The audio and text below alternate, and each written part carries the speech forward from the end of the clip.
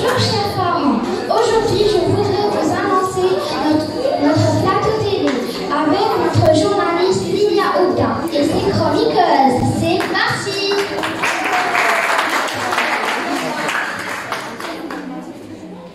Bonjour très chers téléspectateurs, je me présente, Lilia Ouda, journaliste à la télé BKA.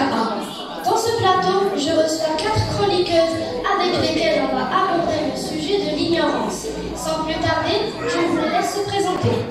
Bonjour, je m'appelle Yessuleski, chroniqueuse sur le plateau de la télé BKA. Bonjour, je m'appelle Sharon Sarnon, chroniqueuse à la télé BKA. Bonjour, je m'appelle Wesmana Ferry, chroniqueuse à la télé BKA.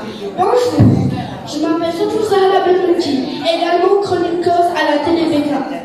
De tout temps, les penseurs se sont penchés sur la nécessité de l'apprentissage et les dangers de l'ignorance.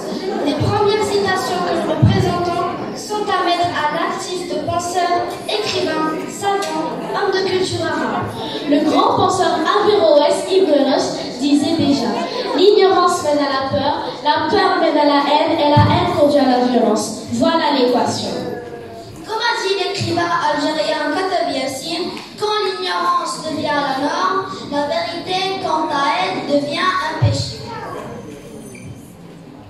Bihman Belakar, poète algérien, disait « La pauvreté, l'injustice, le mépris et l'ignorance sont le terreau de l'extrémisme. » Khalid Haddad, écrivain et comédien tunisien, déclare l'ignorance crée les imbéciles de demain. Terminons par le grand écrivain Jdidi Driss Shaibi, le bœuf traîne la charrue et le paysan suit la charrue. Le paysan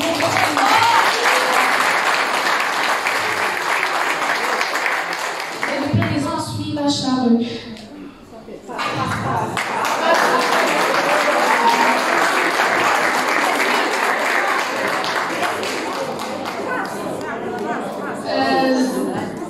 Tu mets l'ignorance à la place du bœuf et tu trouves derrière la misère et la pauvreté.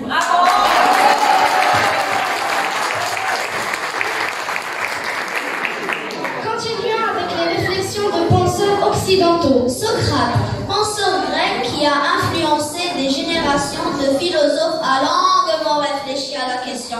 Tout ce que je sais, c'est que je ne sais rien, tandis que les autres croient savoir ce qu'ils ne savent pas.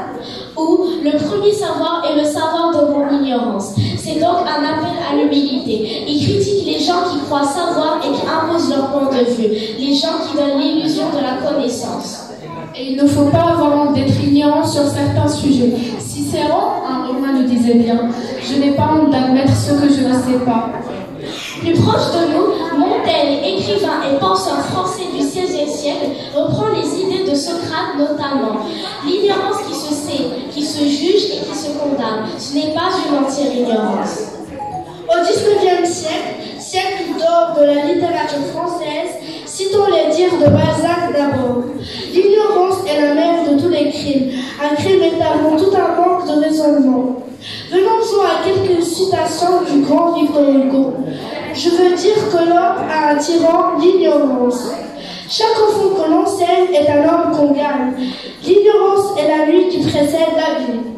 Dans la citation suivante, il affirme aussi la nécessité de combattre l'ignorance et il souligne l'importance de l'école dans ce domaine.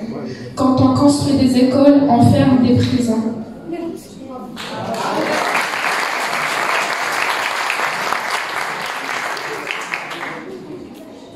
Continuons avec quelques auteurs célèbres du XXe siècle. Le principal fléau de l'humanité n'est pas l'ignorance, mais le refus du savoir. Simone de Beauvoir insiste donc sur la nécessité de vouloir apprendre.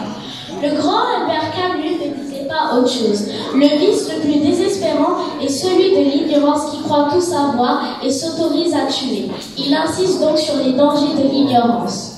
Hubert Reeves, grand scientifique moderne et sage parmi les sages, insiste également sur la nécessité de rester humble.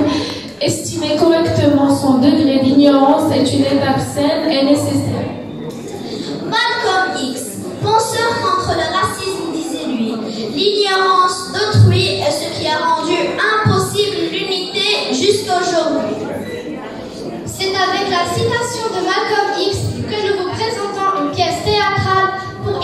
ce que l'on vient de vous expliquer. Merci de nous avoir suivis et veuillez